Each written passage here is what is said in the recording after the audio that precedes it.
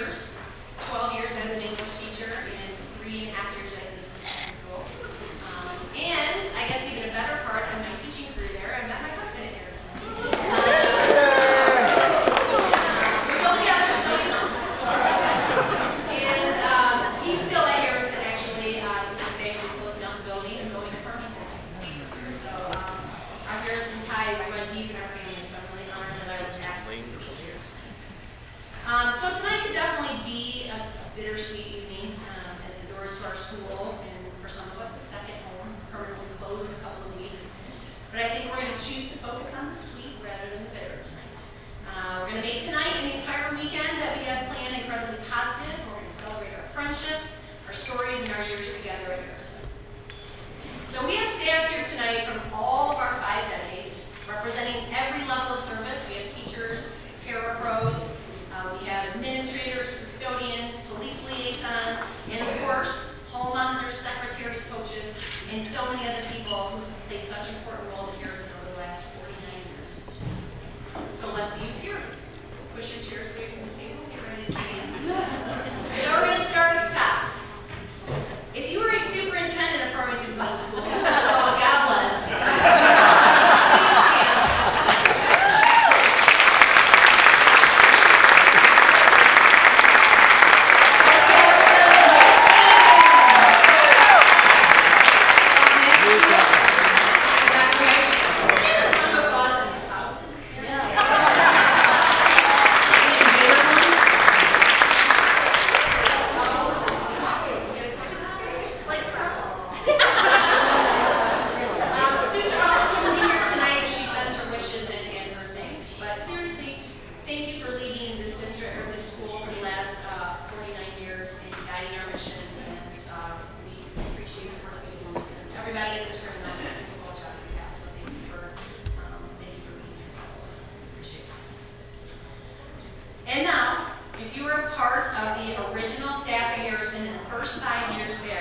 Please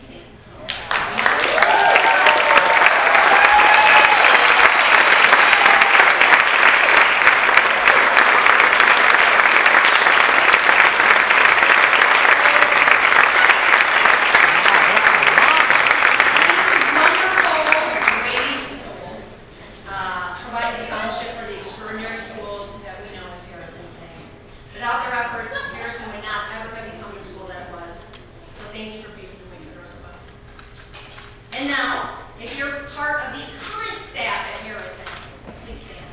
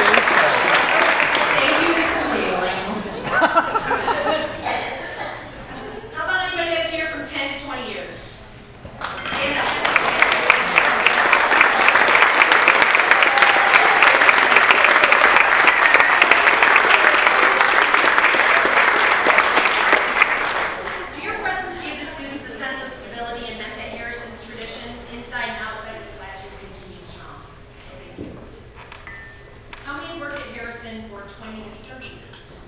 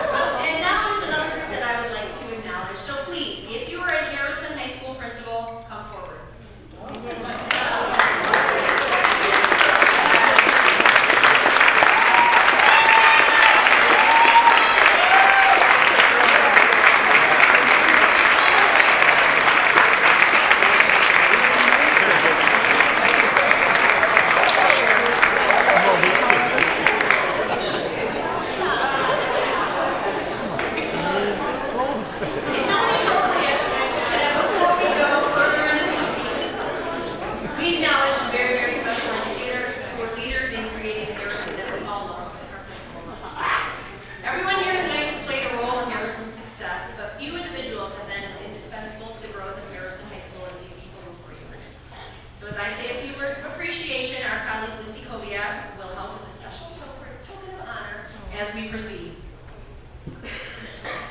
So, with little help from the internet, I found this description of a principal's career ponderings.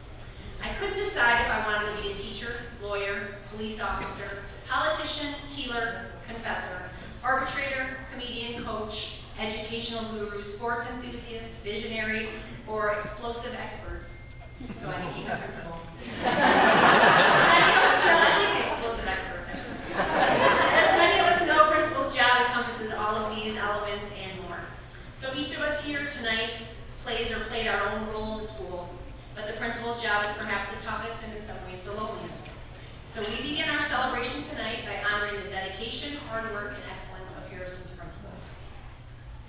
Mr. Louis Shulman started it all. Coming from Cooley High School in Detroit, Mr. Shulman was the perfect choice as Harrison's first leader, and he expertly blended veteran and neophyte teachers into one powerful force. Naturally enthusiastic and charismatic, after starting Harrison, he went on to become the superintendent of Farmington Schools. Mr. James Geiger brought Harrison from a fledgling learning organization into a first-class four-year high school. Serving from 1973 to 1984, his gentle guidance and thoughtful vision kept Harrison on a path of excellence. In many ways, he provided the template for the Harrison of the future. Unfortunately, Mr. Schumann and Mr. Geiger both passed. But tonight, we do have with us Mr. Clay Graham, Harrison's third principal.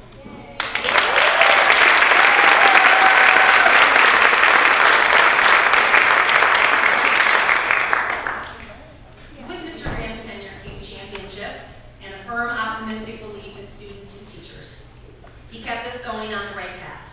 If Mr. Graham looks familiar to many of you, that's because he's often at Harrison events more than 20 years after ending his service as a leader. Once a Hawk. Always a Hawk. Also in attendance tonight is Mr. Randy Horn.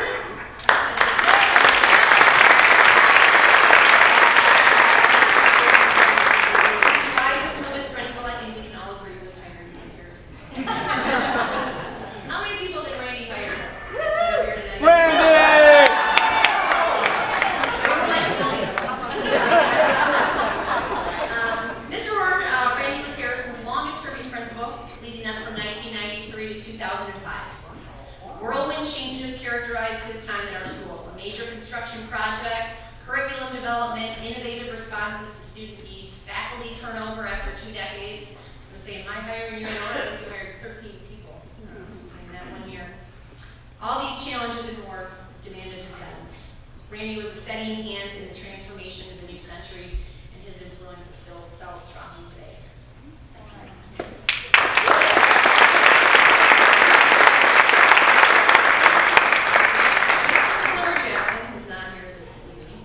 Time at Harrison was brief, very brief, but meaningful.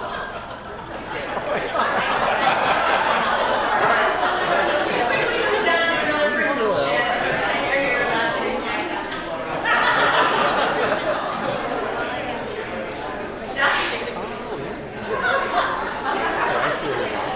Dr. Jim Myers.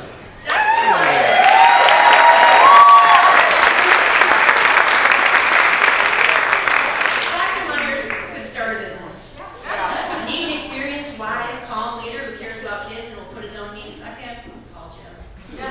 I think Jim was the principal of Harrison at least 18 different times. We had an early picture, the pinch hitter, the cleanup, all of us. Farmington and I might have thought Jim was a Falcon for life, but when he came to Harrison, he completely embraced the title of head hawk and gave all his heart and his professional expertise to our school. Personally, he taught me to always prize relationships above all, and to always generate a little off-the-book slush fund, just in case he did.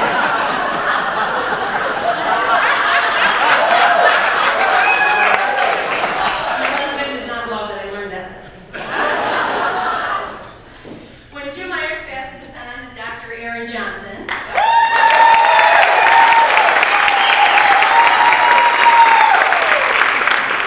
was confident the school was in good hands and that confidence was never betrayed. Aaron's commitment to Harrison ensured that even 40 years after it opened, Harrison's mission of providing all students with multiple pathways to reach their potential was upheld. He has possibly the biggest heart of anyone I've ever met, and he showed it to everyone all the time. We're lucky that he continues to serve students today as Assistant Superintendent of Farmington Public Schools.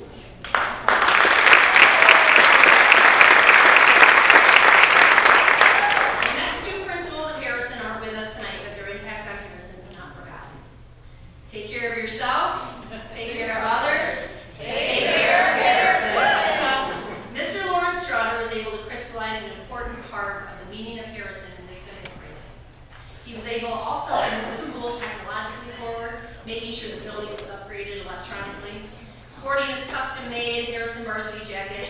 His sincere, his sincere caring for each student in the school was a hallmark of his leadership. And here's a job description for your administrator. From the moment you begin, oversee the closing of a high school, and do it with fairness, optimism, and sensitivity to staff, student, and parent needs. Dr. James Anderson stepped into his role and led by example. Always visible, always advocating for all students, he was a steadying influence in a time that could have been quite chaotic. And here's maybe an even harder question for a principal. How can you be a source of comfort and strength as you help students and staff say goodbye to a school? Mr. Chris O'Brien is here tonight.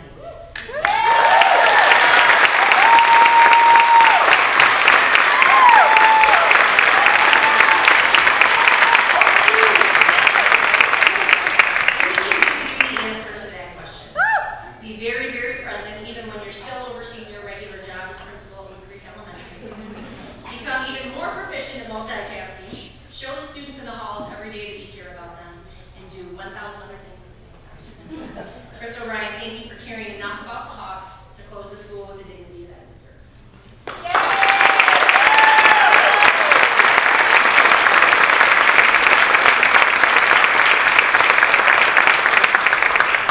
So there's an old metaphor, and I guess today we would call it a meme.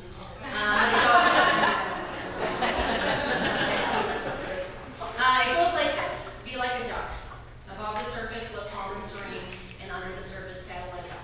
Well, we aren't ducks, we call ourselves hawks, but the metaphor still works. Thanks to the hard work, expertise, and vision of our principals, we soared. We thank you, and we salute you.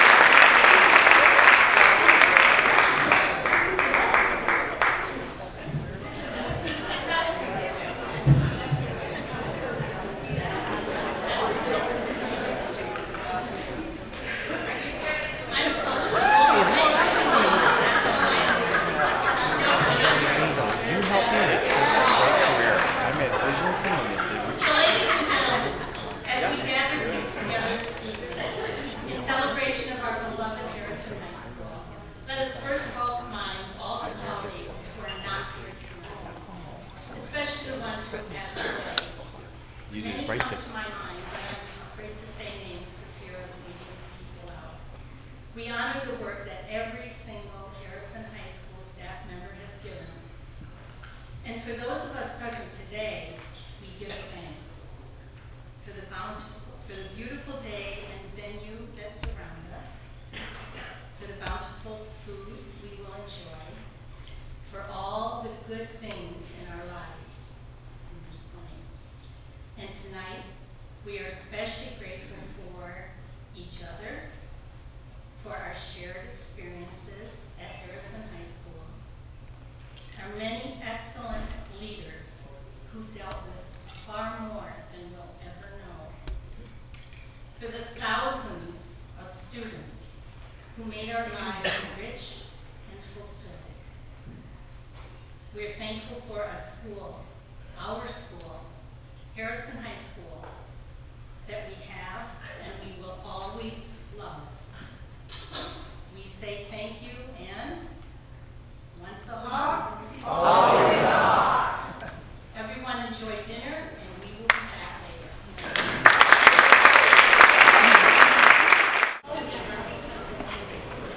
Thank you.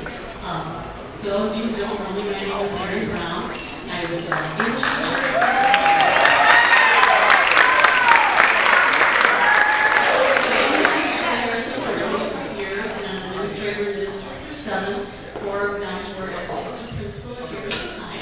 And here with me to start this part of the program tonight is Tim Russell.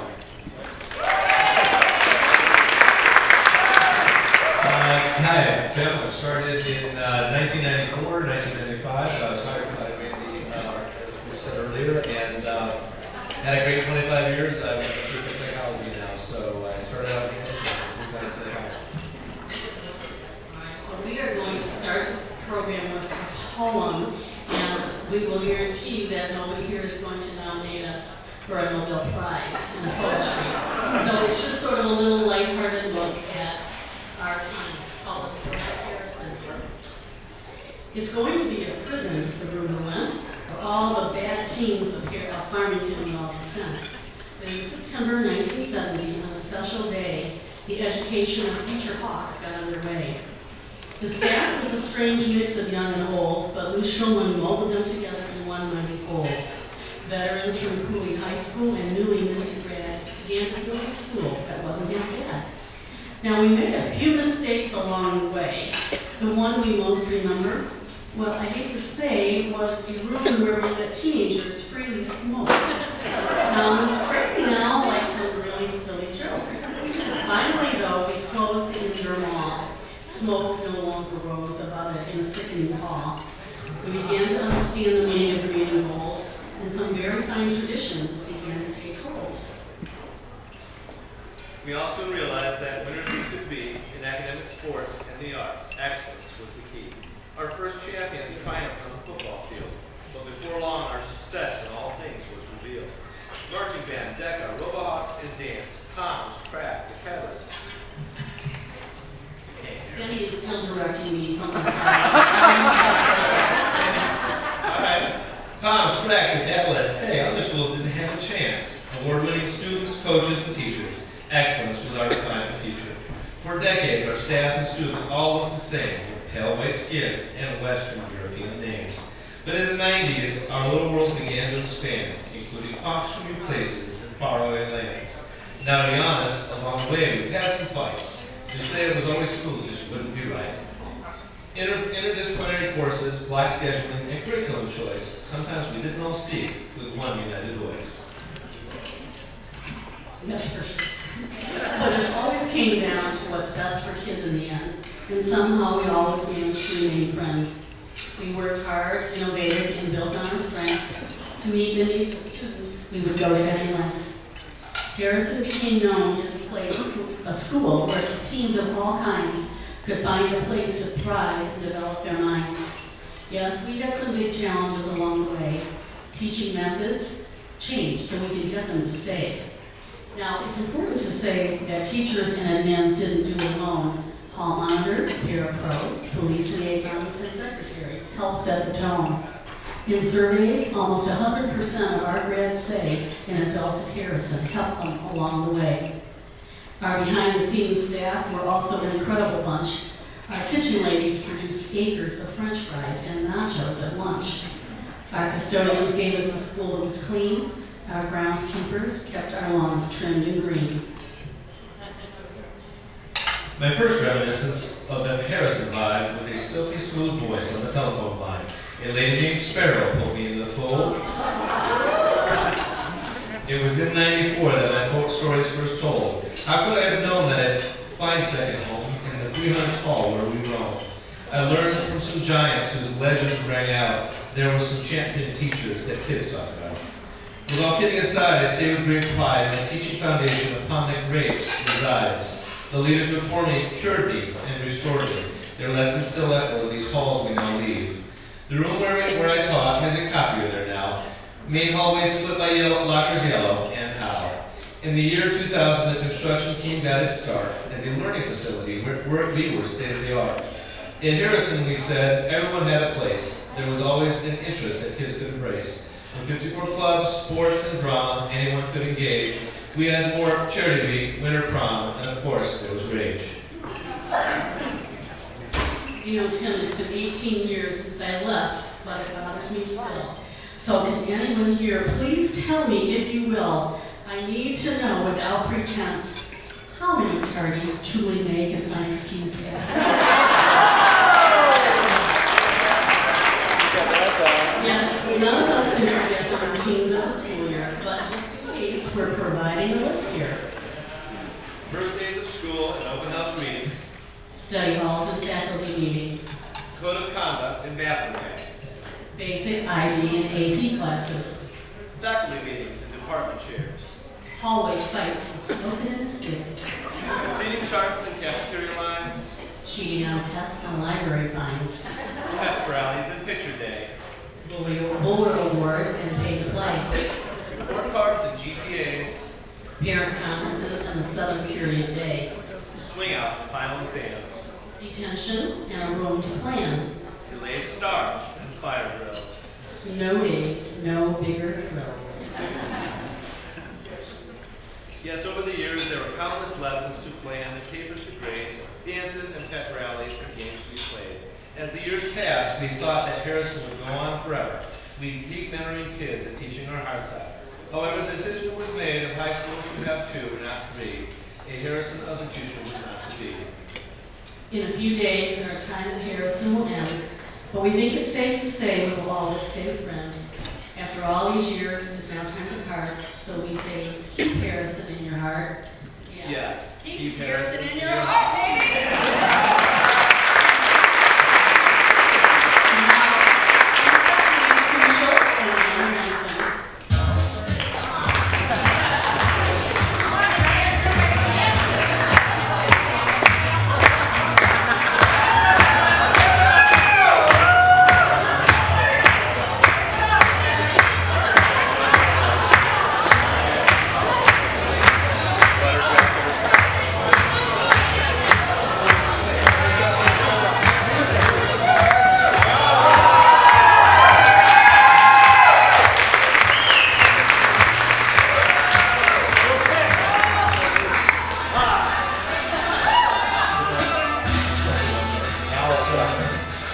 You upset me. You said so many nice things. Ruined my dinner. I had to rewrite my whole speech. I didn't even nice. But I know Sue Kanabi's got a lot of nice things to say. We have nothing planned. So this is ad-lib, so just stay with us here. Okay. I was a math teacher when the school opened. I was only 10 years old. I was a lot older. Anyhow, I want to talk a little bit about the beginning of Harrison. And several people have talked about Lou Schulman. Lou was, in the truest sense of the word, a gentleman. He was a World War II veteran. He was fluent in German and worked in espionage and code breaking and all that sort of stuff. Came back after the war, was a principal at Cooley High School. And when he got the job to start a school in Farmington, he went around Cooley and picked a few people from each department to be our leaders. Then he went around Farmington and he picked a few. One you might know the name of. He was a phys ed teacher at East. I think his name was Bob Sutter.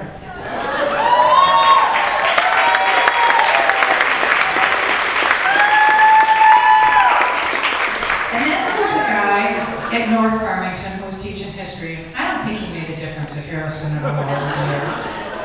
His name was John Harrington.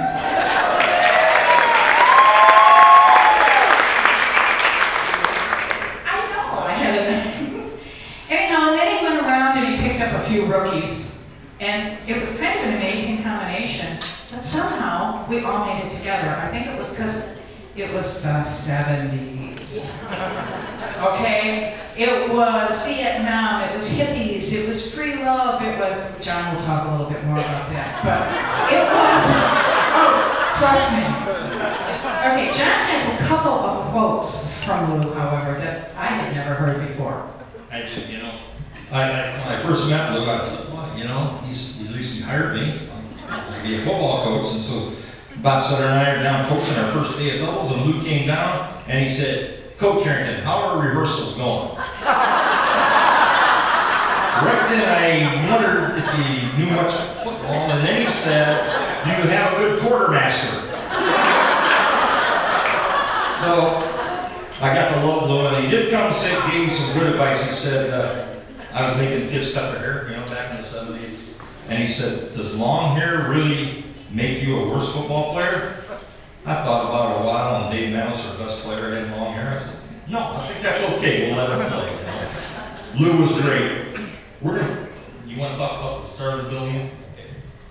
The start of Harrison really started in 1969. I was student teaching at East at the time, and there are a few of you that were there. Lou came down and he wanted to give a rah-rah speech. And I want to tell you, every kid was ready to go to Harrison, even me. That was the day that they picked the green and the gold and became the Harrison Hawks. They picked their name and their colors, and obviously, Go Hawks has been our motto ever since. Then there was the first day of school. About a week before school opened, we all got letters saying school wasn't done. We were going to go on a split shift at North Farmington. Well, I don't think the folks at North liked that, because about 3 days later we got another letter that said, no, they're going to be fine, you can go to a school that's half done. So we got there and they gave us all a map. We had no idea where we were going, but the map had the 300 rooms down in the History Hall. It's not where they are, folks. And the 390s were the English Hall. But you know what? It didn't matter because there were no room numbers put up. We had a building that had the 3rd floor and the cafeteria. And these kids were like caged animals because we couldn't let them out because of the construction. Now you have to understand, the 9th graders had never been in a high school before. The 10th graders hadn't been in a high school before because our schools were 10, 11, 12. And the 11th graders didn't want to be there anyhow because they got removed from their schools. So we had a little bit of anxiety, and I think all of this turmoil kind of made it so that we as the faculty had to come together. I'll just say something about the 70s. You know, I taught in all 5 decades. I know it's pretty sad, but 70s were tough. They really were. They were the toughest decade I ever taught in. First of all, I was on the committee to help build that school, you know. 2 years, I traveled to the best high schools in Michigan, wrote down every idea, turned them into Lynn Smith architects, and we never saw one single thing.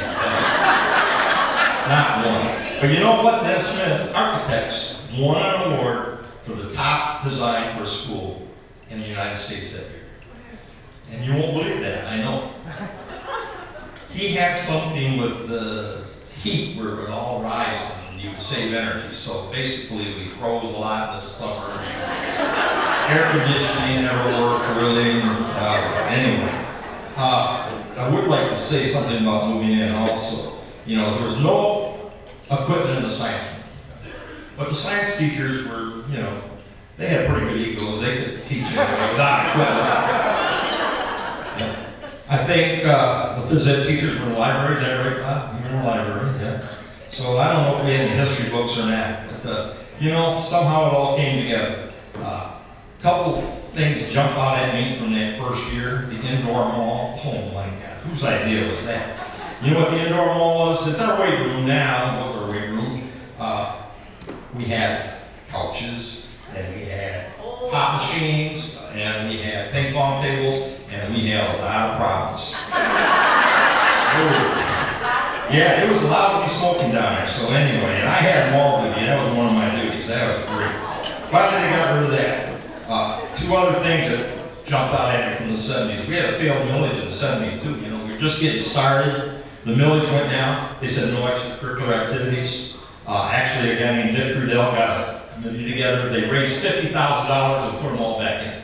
I don't know, can we do that for $50,000 now? All extracurricular, probably not. The other thing that hit us was a strike in '73. We're just getting going. '73 strike. Who remembers going down to the Civic Theater and sitting there? Yeah, okay. Down to the Civic Theater. Yeah, we're in a strike. And then we found out we had to go out and picket, right? Then we found out we didn't get paid anything for when we were striking. And then we found out we had to make up the days. So the only good thing we left over was right after we left the Civic and we enjoyed ourselves up there talking about it. Anyway. Ovis is now Janopoulos, but it was only a little bar at that time. Well, going on to that point, 1973, this was brilliant. 18-year-olds could work. Wasn't that a good idea? Yeah. Right, Ray, you remember when they come back from lunch and they could actually go and drink lunch, you know, and they did it for a little while. I don't think it got to be a big thing, but of course, 18-year-olds could buy for 17-year-olds, 16-years-olds, and so on. They did away with that. 74, I got to 74. We had an All-American swimmer, our first All-American, Mike Ray, a fantastic kid, All-American. We had Sam Pate, our first All-State player, and I'm taking a lot of time. You got something next? No. Just keep going, okay. We had our first homecoming. Of course, we didn't have anybody come home because we had any graduates. Nancy Such and Bob Fisher were Mom and Pa Kettle. That was our king and queen. I put down a list. I went through the yearbook. I cheated a little bit. These are the real leaders of our school. Ruth and Leonard Atkins, Irene Young, Bob Mann, Georgia Galt, Nancy Lahr, Sabina with all her great food. I don't know if anybody remembers, but I do. I'll tell you, it was really a good group. Now, first of all, we knew the science department thought they were the best department. And Sue was sure that math was the best department. I'm sure the English, but we all know social studies was the best department in the school, right? No question about it. And we always knew when to start the day because Bernie Goldstein would stand in the hall and he would say, has anybody got anything intelligent to say today? Then we could shut our doors and go in and teach. We miss Bernie, I tell you, that was good. A few other things come to mind down on the first floor. Most famous thing in Harrison, Southern dodgeball. How many of your kids skip their class, go down 6 hours, play dodgeball, or 8th hour, or 7th, whatever it happened to be the last hour? The second floor, Don Patton. Okay, he was down teaching electronics, Sari Swiesta with drafting, and Paul Bennett with auto shop. Bill Pratt.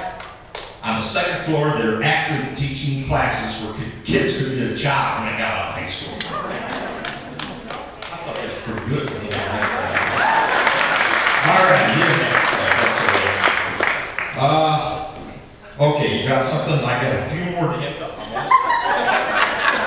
You're welcome. Okay, I only have two things. One is in 1973. Harrison had the first advanced program in the district. By 1975, we had the first AP class. Now, I know you all think that started in North Farmington because they were the first to do anything that was ever good. Well, that's a lie. Very shortly after that, they were told they had to follow our example, and they weren't happy. But that's okay. The other thing is in 1976, there was another first. That was the first trip to the Silverdome. First of many. And we lost. That was the only loss. Couple more things, you know. I was thinking about Paul Bennett the other day, you know, that auto shop. Tremendous Paul, tremendous person, right? Great auto shop. Every Monday we come in, all the teachers' cars are lined up in front of the auto shop. Because none of us had any money, and we all had junkers and they had to be fixed. Except, of course, Dave Ducky, he always had a brand new car because he had 4 different jobs. Never had to have his car down there. Just had one thing that jumped out at me, you know, I get there a little late to school once in a while. Well, no, I lose class. So anyway, I get there a little late, and if I hadn't read the paper, I could always go down to the co-op office because Bob Fenzel would read the paper all day long. Always. My last thing, maybe it's a little off color, light up. You know, John Summerly was one of my favorite guys, there's no question about it. Remember John, big pork chops?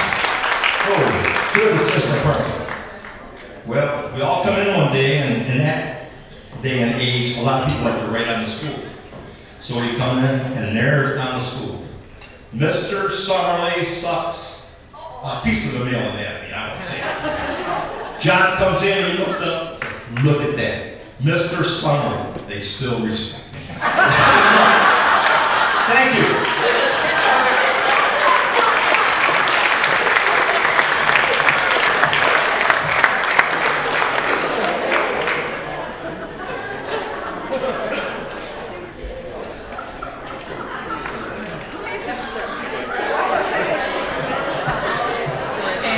We gotta follow that.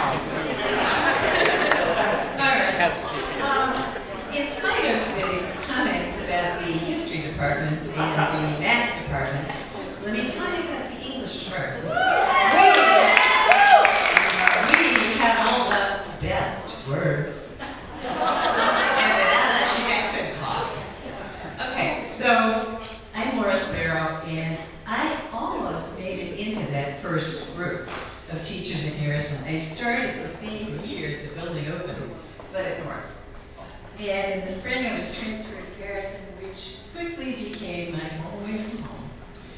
Ann Arbor was quite a hike, but I made that drive all of the years that I taught at Harrison, reaching, the year I retired, my 19th trip around the equator between home and Harrison. Because the school was like a magnet to me and I couldn't stay away.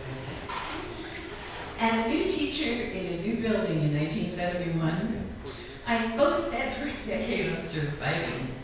I loved my kids, I loved the rest of the staff, but I didn't have much time for the bigger picture. That came in the 80s, which was a new and exciting time all over the building. For one thing, with changes in educational theory, Harrison changed from a 3-year school to a 4-year school. And from the start, that extra time with our kids was wonderful. We had that whole additional year to help them see what heights they could reach in Harrison, and to know and support them even better. Academically, the 80s saw tremendous growth and expansion in Harrison's curriculum, adding, for example, more AP classes at a rapid rate. The district was open to some far-flung changes, supporting us as we learned why and how to make them. Department after department developed new and challenging courses, and the kids rose enthusiastically to them. In fact, our academic letters award started then, to recognize kids who grew wings and soared. Achievement came in sports, too. Thank you, John. A lot of Harrison traditions started in the 80s, like the ones involving excellence in sports. And Harrison's first win at the state football championships came in 1981, I think, John? Am I right? Yeah, I think. At the Pontiac Silverdome. Remember the Pontiac Silverdome? Came at the beginning of that decade, yeah. In the 80s alone, John's teams would go on to win 3 more state championships in part of the long series we know about. And the school claimed numerous other state championships in other sports as Harrison's program grew and excelled. The 80s were also the time when our student body really began to change, and a development that has become one of Harrison's greatest strengths. Step by step, the whole world seemed to come knocking at our doors, and Harrison thrived on the changes. We began to have more kids from more different backgrounds than ever before. And it taught us all to look beyond the generally homogeneous schools so many of us had come from. This way it was so much richer, more stimulating, and more fun. And we reveled in Harrison's developing skills at making kids, every single one of them, feel welcome, appreciated, and known. One example of the relationships that developed between students and staff came at a graduation in the late 80s. For the first time, the staff was told to line up before the platform so that the kids would pass us by on their way up to get their diplomas. Because the line was long, we doubled it. and the kids passed through with their teachers on either side. I watched with rising joy how each and every Harrison kid coming through that line was personally greeted, spoken to, congratulated, and even hugged by teachers along the way. It did slow down the entire graduation process. I don't think the other two schools loved us that year, but even so, granted, our gauntlet of love was never repeated, but it said volumes about the reason Harrison became the school we've been so proud of and loved so much. Over the years, Harrison has gotten so much right.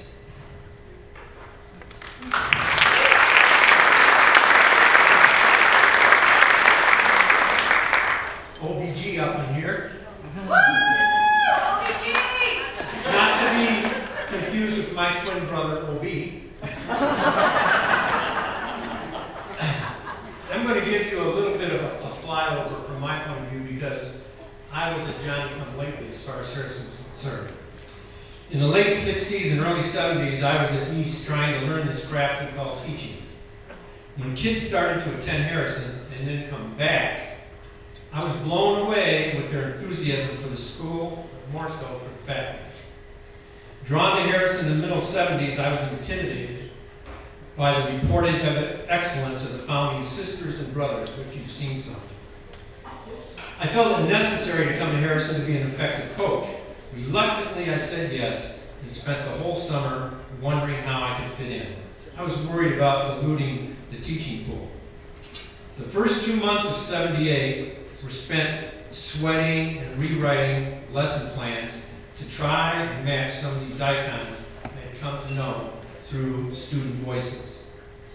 With my head barely above water, I started to walk the halls before and after school during my conference.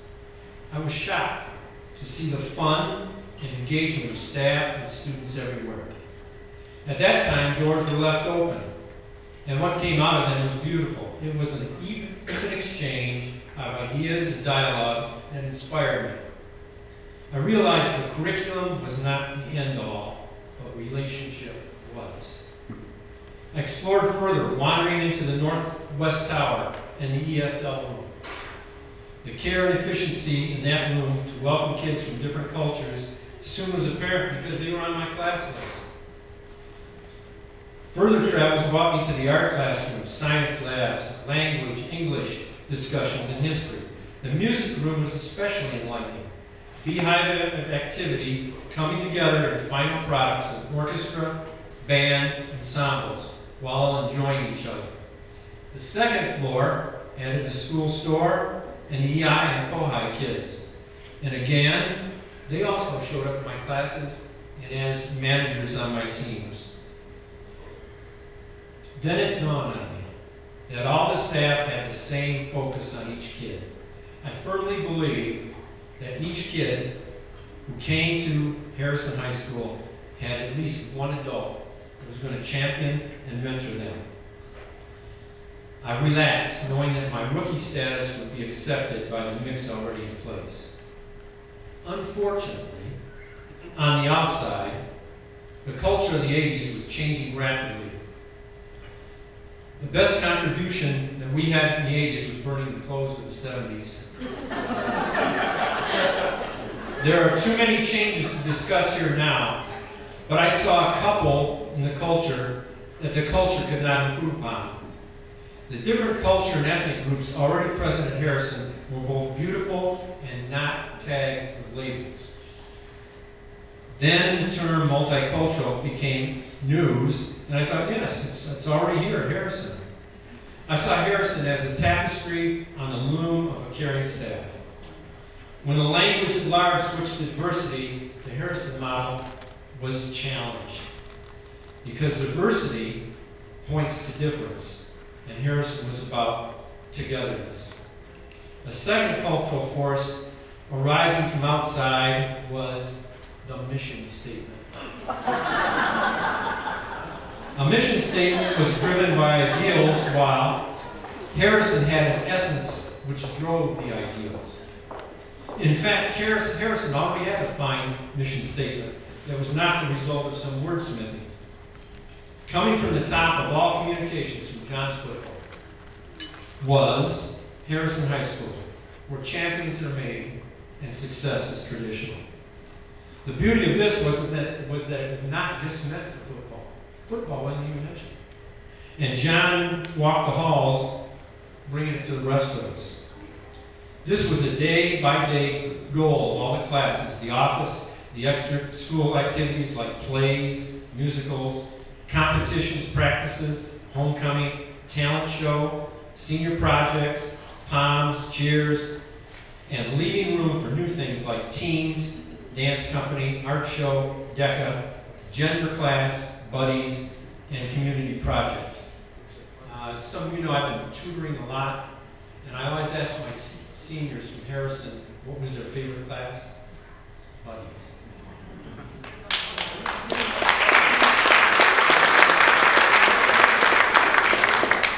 As years passed and staff was added, I was always pleased that they caught on to the Harrison essence and embraced it wholeheartedly.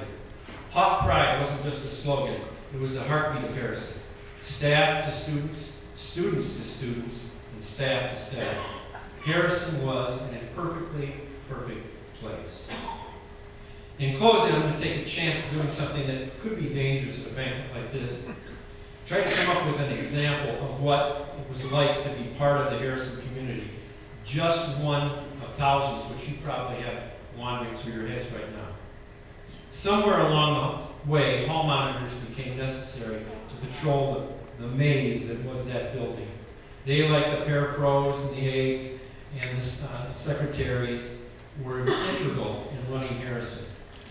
One such monitor was a big teddy bear of a guy who had an innate ability to walk a skipper to class, with his infectious smile, announced, "Freddie would like to come to class now."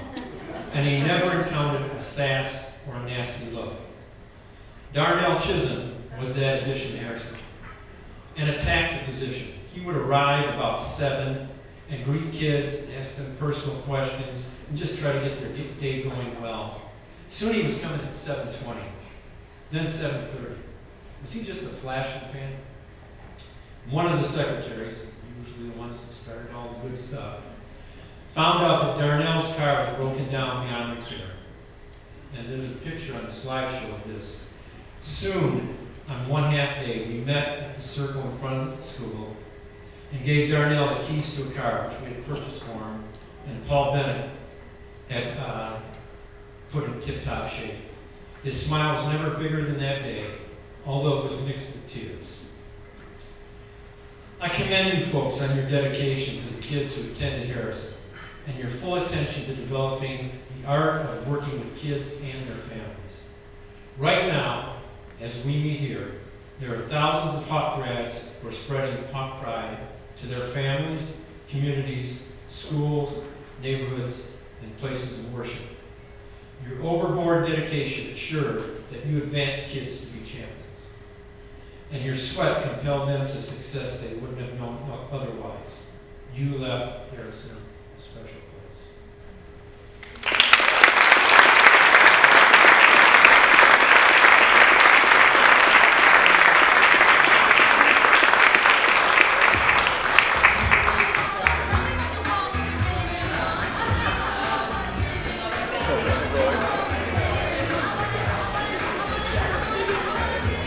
Mr. Spice Girl himself, Roy Miller.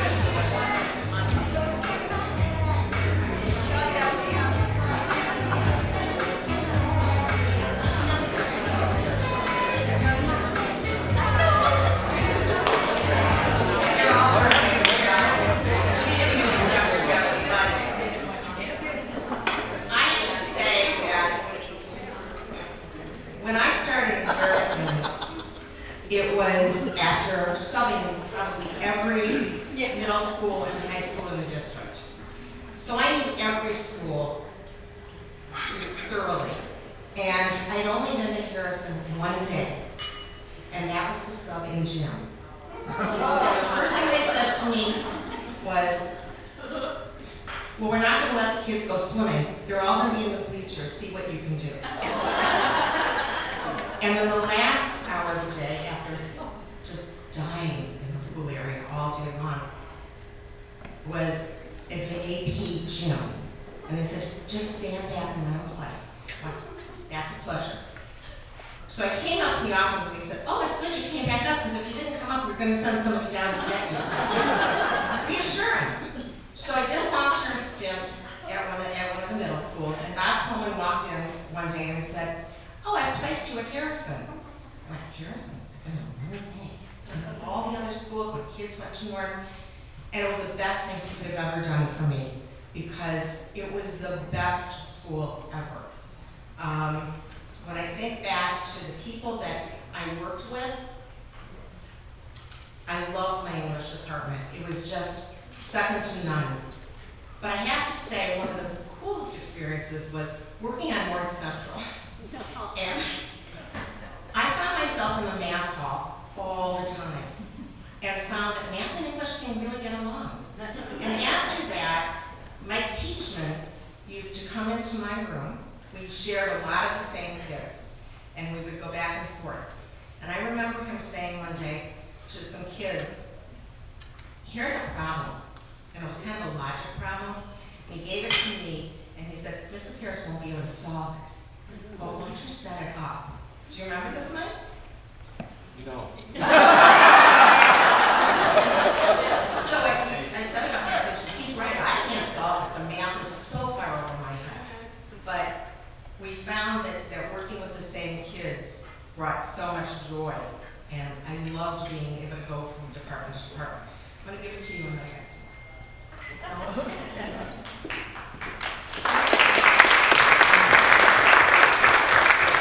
Well, I was hired in 1971 and I retired in 2007. I did have the honor of being hired by the Blue Showman the day before Labor Day. There were several of us being hired at that point in time. Hired, go to the central office. I got to meet, I'm drawing a blank on his name. Bob Coleman, yes. Air Force, I remember that. And so that started my career. But I was kind of afraid of Blue Showman. Even though he wasn't very big, he was imposing. But we're here to talk about the 90s, but everybody's crossing generations here, evidently. And this reminds me of one of our end-of-the-year banquets, where Sue's up here doing a roast of all of us, and kind of one of our last chances to get together again. I'm going to hit a little different tact. I remember the staff. That's one of the things I miss the most about being retired, is the staff. And I remember parent conferences, when we would have a chance to go out to eat dinner before the conferences. I remember in service days when we were anxious to leave the meetings and go out and eat again. And so some of our favorite places were Mr. Joe's, Ruby Tuesdays, the Boneyard, Brass Point, carry out from Missy's, of course. If we were really gluttons for punishment, we'd carry out from Greens or Bates. Greens burgers are still good. Giannopoulos is still there but closing, but we had a few good times there at the end of the year. I remember kids going to Grandma Casey's house for grilled cheese. Coming back late. I got over there once. They were good grilled cheese. Want to keep going? One of the things I really remember about the 90s is technology. We had some tremendous changes going on. We had our Apple computers. We had our little beige carts. We had the computers on, and we tried to consolidate it to actually kind of do a computer lab in the classroom. I remember the fan-fold paper for the printers.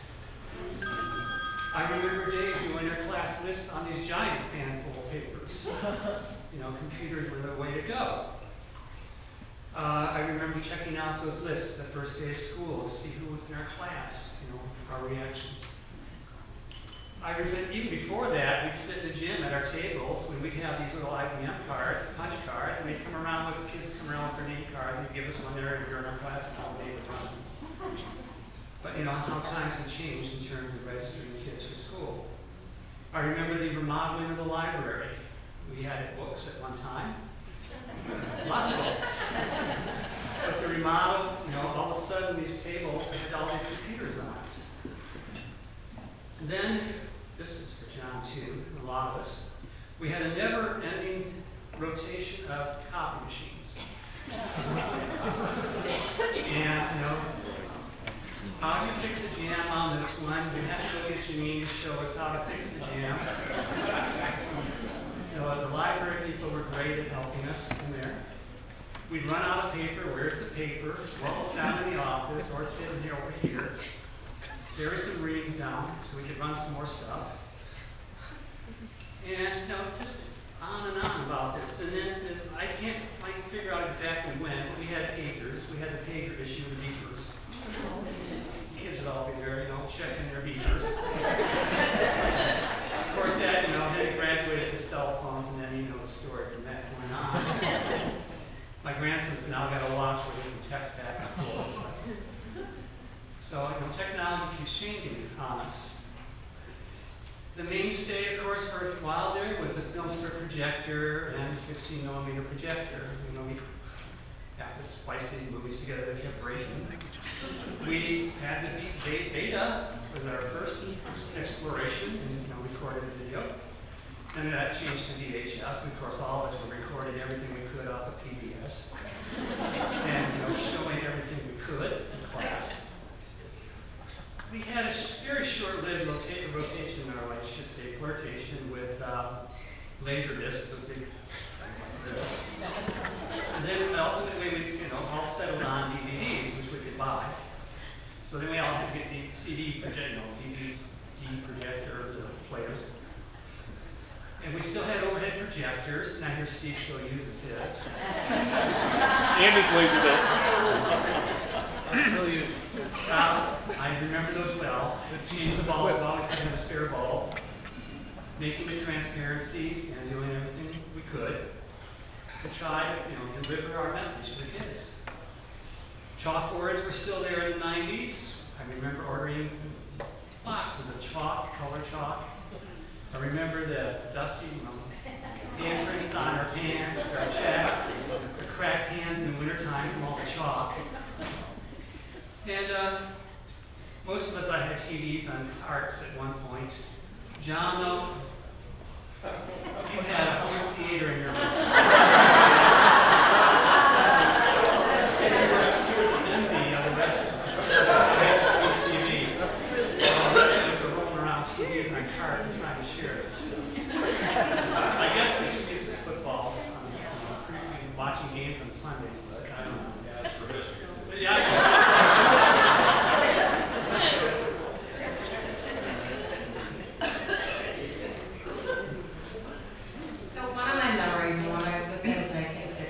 Harrison really excelled at was creating new curriculum. And Link started it all. And then after kids finished with Link was a combined interdisciplinary social studies and English course. And I would get kids in my AP class from Link, and I could always pick out which kids they were, because the kids just excelled. So it became, what happens then, what can we do for them when they get to 11th grade, 12th grade? So we decided we should write another course, and we called it Connections. And I was blessed to teach with Lucy. I was blessed to teach with a couple of other people. No, Lucy, I think, where is Lucy? Oh, we're here. Lucy, we kept going together for like a marriage. 2 years until it was like, you know, we need a break from each other. And we taught in a room that was the old machine room. And one day Judy White walked in and she said, "It's loud in here."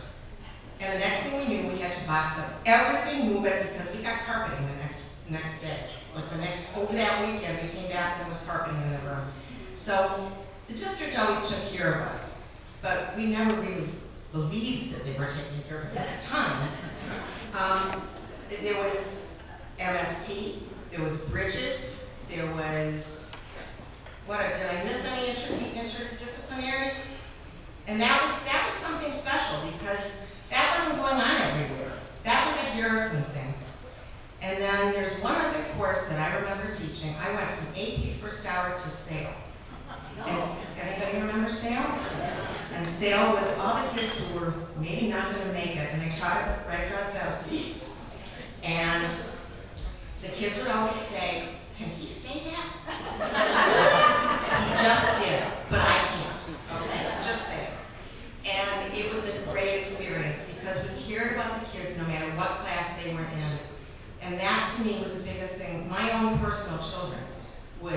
say, that's creepy, because kids would run up to me from Harrison and say, oh my God, I love your mom.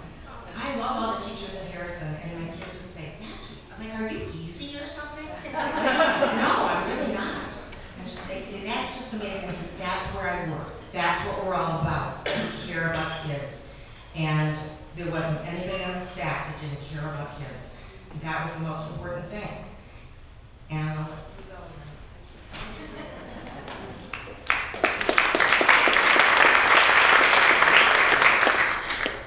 I watch PBS now and then, and they have a thing I remember about Detroit.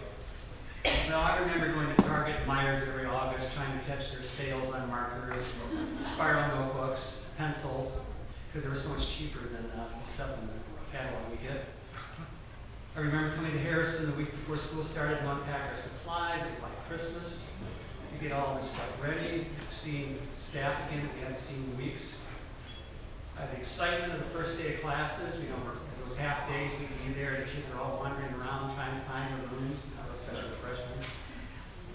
You know, the getting to know our new students and as well as having former students come back and take us again. I remember the homecoming parades where we started at Beachview, we'd come up Middle Belt, down the 12th mile to the school. I liked the homecoming games, to see the game itself, but also a chance to see alumni again. The football games were great, John. I got the chance to see the Silverdome, Ford Field. It was a great time. I remember then waiting for snow day phone calls, having the TV on, waiting to see if we're going to get a snow day. Which districts are calling in? When did they actually get together, decide which cluster was going to close? I remember one time where somebody couldn't be found. And we were really late because a lot of us got on the road already. But I still, some of us I know, some of us already admitted this, we still watch on winter days to see if Farmington is closed. I mean, it's in their blood. I still think about when school starts. I still think about the vacations for Harrison and Farmington in general. I think about AP test, 2 weeks of AP testing, and what that was like. I remember Laura talking about the standing in line at graduation as the seniors. I still like to go down there and do that when we could. I remember the Sunday AP study sessions. I remember our wonderful tornado drills, cramming into those rooms and hallways on the second floor. I remember writing endless college recommendations in the fall. I remember North Central, but sometimes I'd like to forget it. It was an interesting 2 years with those 5 goals and lofty ideas and almost unachievable, but we tried. We did our best. We were meeting in the late 90s. We were meeting with the architects, planning for the science renovation and the rest of the building. That was an interesting time, packing everything up into those boxes and putting them out in those containers. And coming back to school and the room's not quite ready again. Sounds like a repeat of the beginning. I remember the friendship of the staff members that we had, and like I say, I started out with going out to eat. That was some of the best times we ever had, was going out to eat with one another. And essentially we grew up together with our families, now as grandchildren, when we're still growing.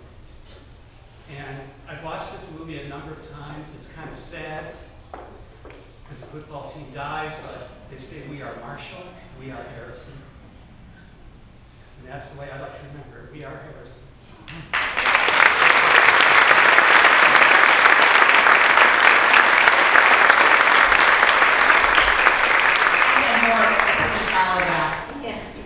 Just once a hawk, always a hawk.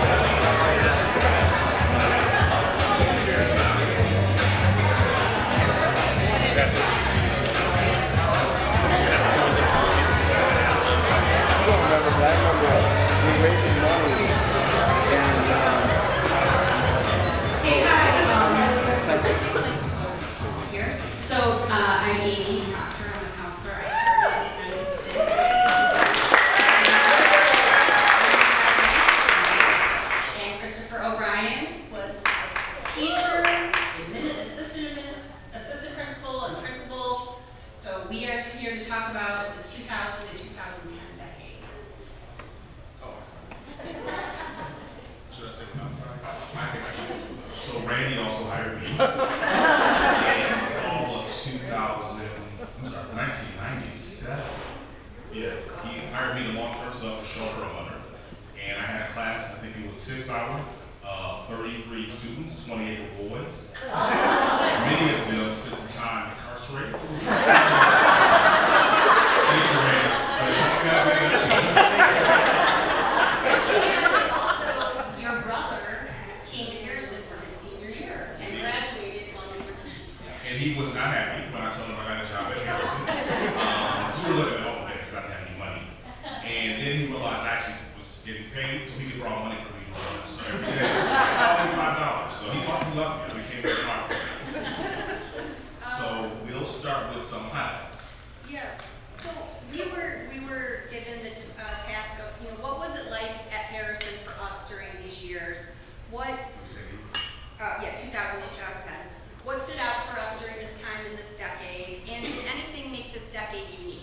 So we just have some bullet points of some things and maybe some personal stories we'll throw in there. Or makeup. We're working together now. We just left school a few hours ago. We're tired. It's been a long year.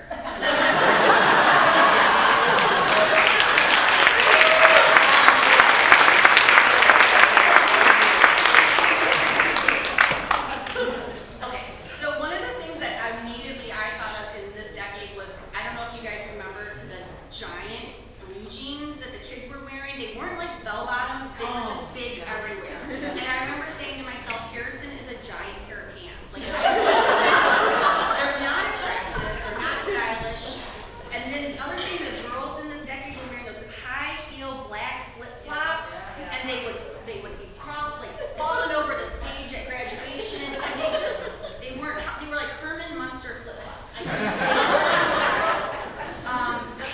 And those stood out to me immediately.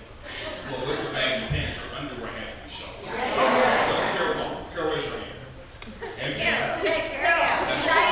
your job was to tell the boys to pull their pants up, which you did probably every 5 minutes. You had to tell a student to pull your pants up. I want to hear her say it. Carol, pull your pants up. Pull your pants up.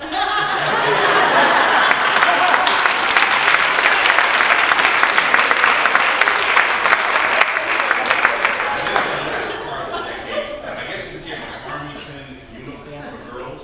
You had to wear yoga pants, Ugg boots, and North Face boots. Whether you work at North, but everyone at Harrison had it. But then you go to North or Farmington, it was the same thing. So that became the uniform of whether you were black or white, you wore this outfit if you were a girl. And that was the decade where the We Heart Our Principal t-shirt was distributed to the girls whose yoga pants were not covered with a tunic. So they had these neon green and yellow We Heart Our Principal shirts that the girls would get for violating the dress code. Because you can't have your booty shown. But now they do. But that was the We Heart Our Principal shirts really took off. And then the kids wanted them.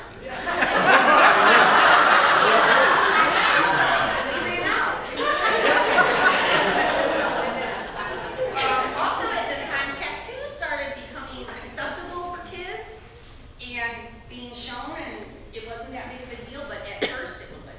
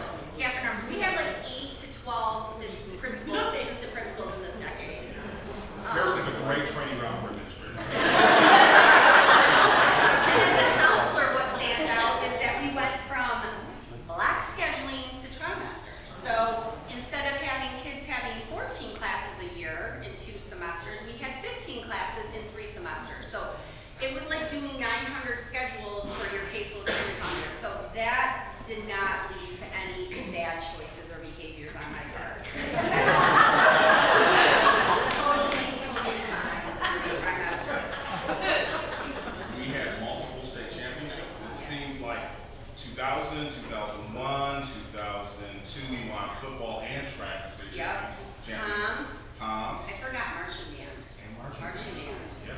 So we became, I mean, Coach, you said you got to start in the 70s and then just kept going. State championships year after year. Also, in the early 2000s, if it wasn't 2000, it was 01, there was a large buyout offered by the district, and a lot of people took it and left. Yeah, whether they were at Harrison from the beginning or they've been in the district for 30 years. We lost a lot of people right when we were going to block scheduling. One of the big things in this decade was cell phones. Before, you know, certain kids had cell phones. I don't even teachers had cell phones in the early 2000s. But by 2006 or 7, every kid had a cell phone. And I think it really hit me. I was going to Rory's class one day just to check in with him on something. And there was a student talking to Rory. She had her book bag in front of her, and she was texting while she was. He had no idea, and I don't know how he could tell. She never looked down at the letters, and she's texting. And I'm like, and every kid has a cell phone. And it was, I'm sorry, I mean, I'm not talking about you. It was kind of but every kid, and so it became so bad. We had to make moves just for cell phones. With cell phones came, of course, more access to social media. So kids now found influence to bully each other. So instead of somebody saying to someone's face, you're fat, you're ugly, or some other mean thing, they then began using Instagram and Twitter. So we became more police officers as assistant principals. Yeah, not good. Not good use of your time. One of the things I remember mostly that stands out as a senior prank goes was that one of my students on my caseload, very effective counselor, he decided, having taken AP Physics with Mr. Dale, that he could use AP Physics as his kind of a senior prank project and decided to fly his plane over Harrison and drop paintballs and restaurant size or industrial size toilet papers and damaged cars, and ended up having some interaction with the law enforcement. But it was my AP Physics project, Ms. Proctor. I got it all figured out. Yeah. We called him the Red Baron. So he flew over, Red Baron flew over Harrison's parking lot and burned cars with paintball and toilet paper.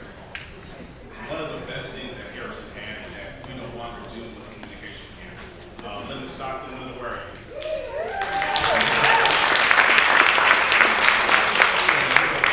Who's a counselor, former counselor at Harrison, started the program probably like, Linda, what year was it? 2005 or 6? 2003. Oh, 2003.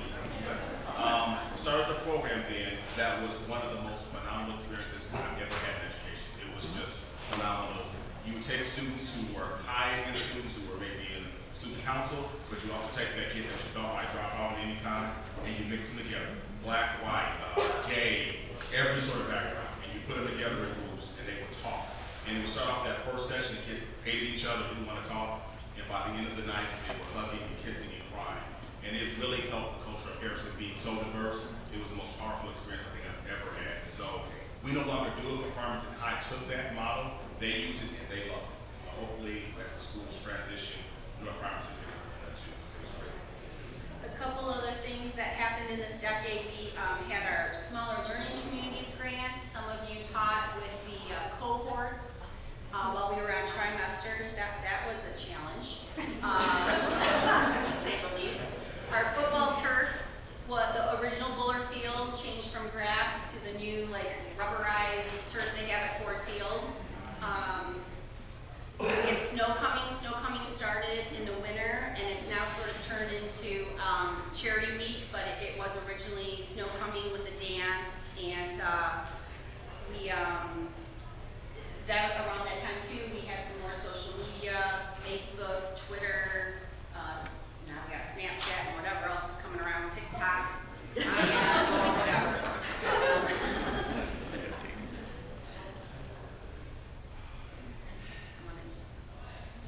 Okay, so one of the things that Mr. O'Brien actually started was in 2009, he decided that while Harrison is a phenomenally well-known school for both athletics and the arts, we really need to pay attention to the academics.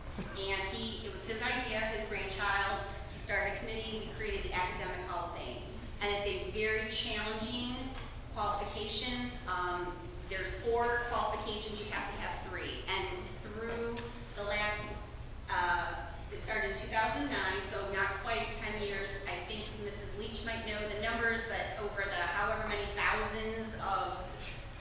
who have graduated, the number of members of the Academic Hall of Fame are 25. It went from one, the first year we did it, we got one student. And then last year at graduation, how many students? 7. But some years there are none. It is that challenging, but it was his idea to honor the academics. And in our library, there's a plaque and they have their picture taken, and then they come back the next year to honor Meg and read a speech and talk about their experiences. And that was really something I think the school needed at that time. Sometimes it's can be almost, oh, well, you're the football school or you're the dance school. Well, yeah, we are. We're all that. It's awesome, but we also have some really amazing students who excel academically. That was his brainchild, so I want to give him some props.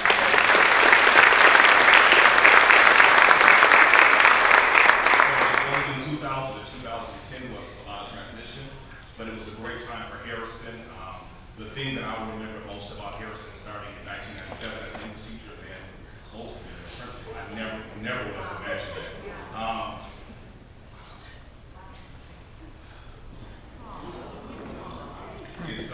When I look around here, a lot of my growth as an administrator, as a professional, has come from a lot of the people in this room. From Kathy Nyberg, who took me to an English conference back when I was a young teacher who had no idea what I was doing. To Michelle Harris, who would always buy me lunch like a second mom to me. To Dr. Myers, who mentored me and always tell me, calm down, this is not handling the situation. You know, thank you all for the time that you've given to Harrison. It's a wonderful school. It's really sad to see it close, but we're going out on a high note. And so we can say that with a smile. And it's because of you guys. Thank you.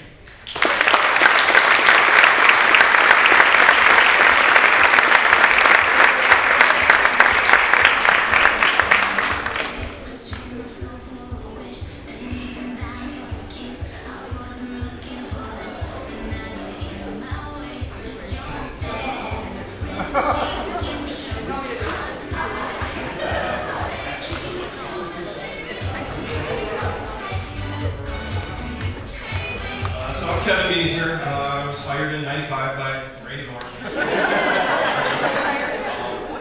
Chemistry teacher. I'm Kat Torres, and I was also hired in '95 by Randy Horn. And I'm happy to represent. I was looking at all the teachers on a language class, right?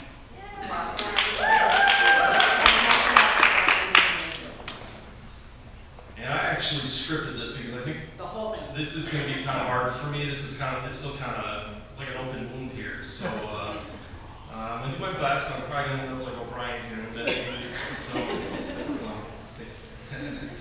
So we have the 2010s, like up till now. We saw Harrison go through some pretty big changes. We changed the daily schedule once again.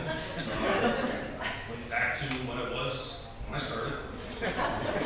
We had a couple of administrators. Let's see, I think I got them all. We had Aaron Johnson, Jim Myers Part 2, Lawrence Straughter, Jim Anderson, Chris O'Brien, 2 times, yeah, Angela Leach, Allison Robinson, Dave Beasley, Catherine Armstrong, David Reese, Paul Casada, Lisa Dean, and I think that's, unless I missed something. Biggest change was to the academics was that we started the International Baccalaureate program here, cut ties with the International Academy, and started it so that we could represent more kids. It brought students from all over the district to HHS. We finally became, instead of just a football school, we became the academic school, and kids were like, I want to go there for academics too. We very successful. The number of kids that have graduated with diplomas has shocked a lot of the neighborhood school districts. Done an excellent job creating a very rigorous program. We added a newfangled once-a-week study hall. Since study halls are not allowed, and we called it instructional support time. Now we can have a study hall. Academics and extracurriculars have stayed strong. The Academic Hall of Fame, they mentioned we added a record number of kids in 2018. We had one family this decade that put 3 kids into the military academy, which is pretty cool. We had art, dance, POSA, Deaf and Science Olympiad, RoboHawks, Hackbots, all kinds of programs that stayed strong even when the school was destined to be closed. Kids started going every year to the Dominican Republic for a service trip as part of the International Baccalaureate program, and most of them will say it's a life-changing experience for them. The music program got much smaller, but still amazing, provides wonderful concerts, still music for the musicals. This year, I think there were like alumni band members in the pit. It was really cool to see. The marching band became like a kind of a little small pep band. Very cool this year to watch that too. See, the district opened enrollment for I think 2 years and allowed Oakland County students to come. Didn't bring in too many, didn't fix our problems, but it was kind of cool to get some kids that came from a different community came to us. And then when the district officially announced that we were closing, enrollment became a mess. Things kind of got crazy. Students started opting to go to the other schools in the district. Our numbers went way down. This year you can walk by and see there was a class with 2 kids, up to a class with like 32, 34 kids in it. It's going fast. Gone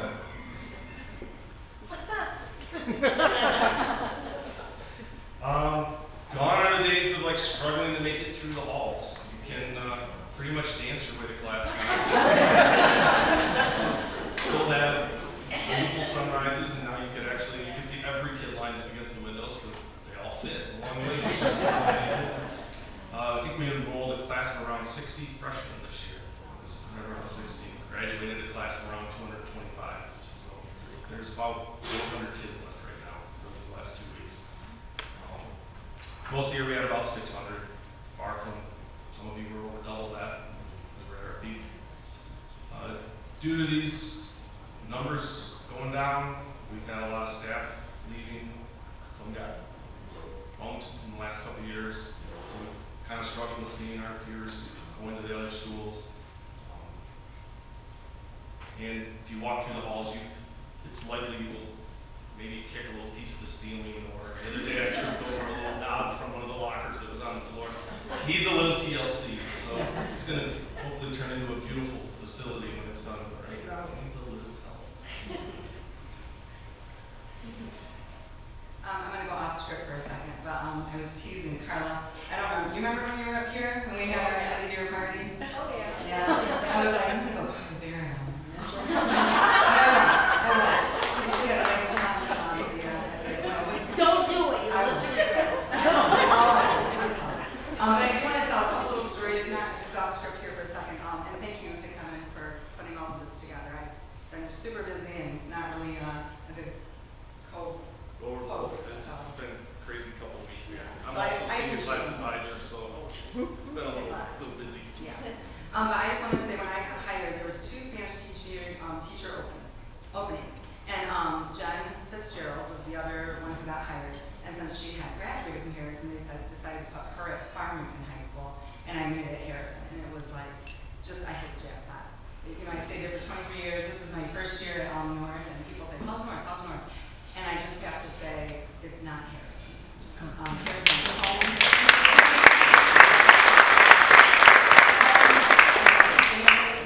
I feel like, both of us, I think we're in a section where we knew, we had hired in 95, we kind of knew the older, teachers that were starting to retire, but then the new ones coming in, it was a nice time to come in. And meeting college, what else could you want? I was unfamiliar with this area, and as soon as I started going to these games and going to Mr. Joe's on Friday night, it was like, I hit the jackpot. I am like, this is home. So I miss it. I miss Harrison. So in this decade, we saw technology bypass in Farmington Hills. If you walked in the classroom, you would see smart boards, carts with Chromebooks. Teachers might be working together using a program on the Google Suite, all things Google this year. Competing in a Kahoot review game or Quizlet Live. They might be watching a video on YouTube or completing a simulated lab in a science class. Unless, of course, it was one of those days where the internet's not working. Everyone left something out the window and come up with something else. It was technology related. And cell phones, of course. I know that started in the decade before us. I think Ian mentioned, but never under battling with cell phones and earbuds. Those kids with the AirPods, I'll ask them a question, I'll see them do this. What? Because they have earpods, and they turn them down just with the tap of their, what So there's like, you know, these modern teenage zombies, their face just fixed on that phone screen. So we're taking selfies. Oh, and I missed the sunrises too. Oh my gosh, but I miss that because we don't have those sunrises. It's sad. So battle dress code continued, of course. Hats, no hats, shoulders exposed, saggy hands, leggings, you know, what can you wear, what can you not. Athletics remained strong, of course, throughout the last decade, including the last few, and even with the student population plummeting. Several sports combined. We had combined sports with Northern Farmington for the last few years. And there's a lot of standout accomplishments. We had football playoffs, 8 of 9 years. Coach had his 443 wins, all-time wins.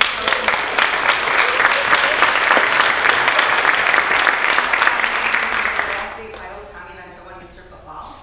2017 last state finals.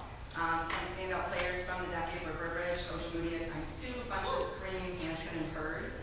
Bowling, boys won the state championship in 2019. Girls swimming, Ashley Turok was a track.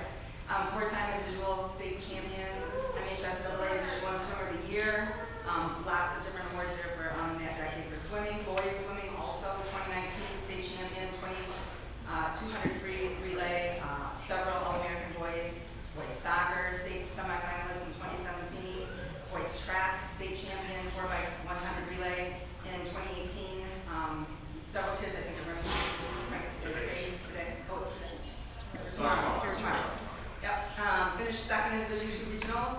Boys baseball won districts during this decade. And girls basketball won districts in 2014. Made it to regional playoffs. Wrestling all-staters, we had Sultan covered and Michael. Thank you. And even though the school is so small, this year we had 15 kids signed to play sports in college. So still finishing strong. So throughout all the changes, both positive and negative, the school has persevered and kept the focus on the students' education and well-being. Harrison has consistently been in the various rankings for academics, test scores, graduation rates, college prep, even as we face closure. So while this has been one of the toughest decades to teach at Harrison, it has also been one of the most rewarding.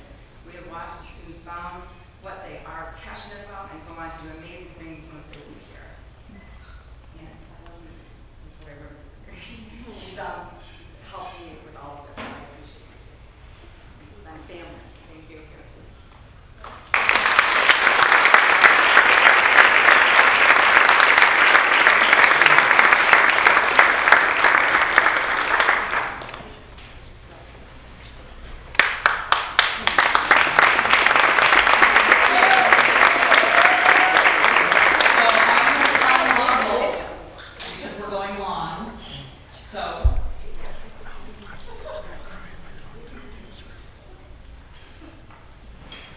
This is my box of memories. Okay? So I have had the pleasure or the honor of going through Harrison and finding all the treasures that are hidden there. Randy, I want you to know that we've got our Hawk Pride. Harrison is a place. We all have these in our classrooms. Kimmy Dukes gave me this mug. It said, "I survived 2000-2001 at Harrison High School." I've got Virginia McPeak. Take this and die. Take this back. We've got one of the original calculators that I found in the math department.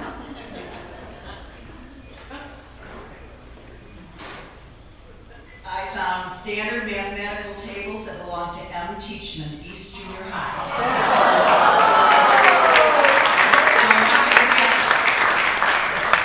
Been looking for that, right, Mike? And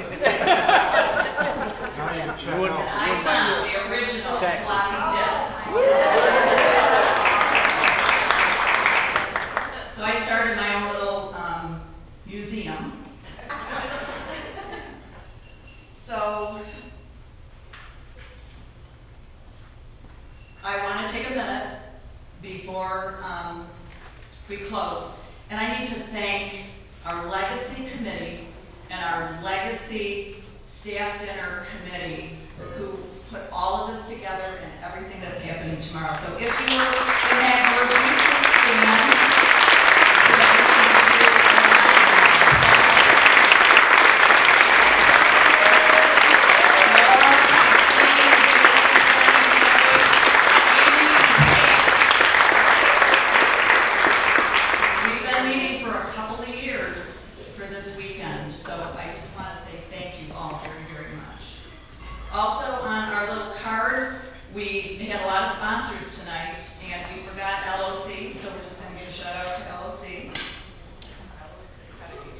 Credit union. I also want to let you know that all of the cool things that are on the tables, we've got lanyards, we've got pennants, we've got hats, they're all free. So we want you to take whatever you want as you leave tonight. They're all a gift from the school store. Okay, so take what you like. No, I think everybody has to take it. And we also, as a gift, we've got a legacy keepsake book. They're on the back table. They have a history of Harrison in living color and a lot in black and white, but it is just such an essence of what Harrison is. So we want you all to have one of those. And I want to give a shout out to Laura Sparrow and Mary Brown for putting that together. Good job.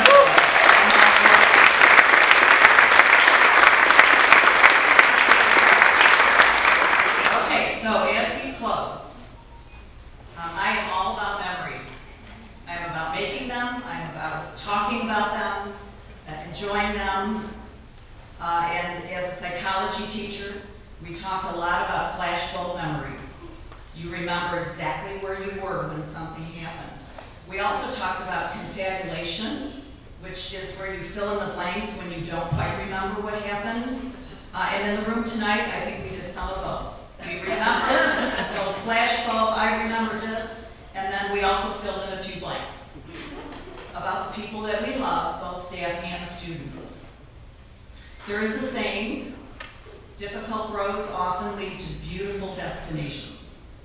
And while it has been tough to watch our beloved Harrison close over 4 years, it has brought us together tonight to celebrate its legacy and our part in it. The place we've called home for 49 years will now become a beautiful destination, a family community center with a fitness center, theater, splash pool, after-school program, and more. And those children who will come to swim and play in our gym, they will know that this was a very special place indeed. When they see the championship banners that are still going to remain in the gym, the touch wall screen that will house images of all of our yearbooks, our performances, our award winners, and when they walk under the John Harrington Athletic Complex arch. But we know that a school is more than just a building with 4 walls, it is the people. And the people who have been part of the Harrison community have had such an impact on our students, their families, and the staff. So, I was going to end the evening with all of us having a good cry, but that's my audible. And so, as we finish up, on the back of our program are the words to a wonderful song called For Good from Wicked, and many of you probably know it. And it talks about the fact that because I knew you, I have been changed for good. So I think that's how we all feel about each other. So why don't we get up and continue our time together and enjoy each other. And we're gonna start the song in the background. So I wanna thank you again for everybody coming tonight. We hope to see as many of you as we can tomorrow. It's gonna be a phenomenal day. So again, thanks so much for being here, and good night.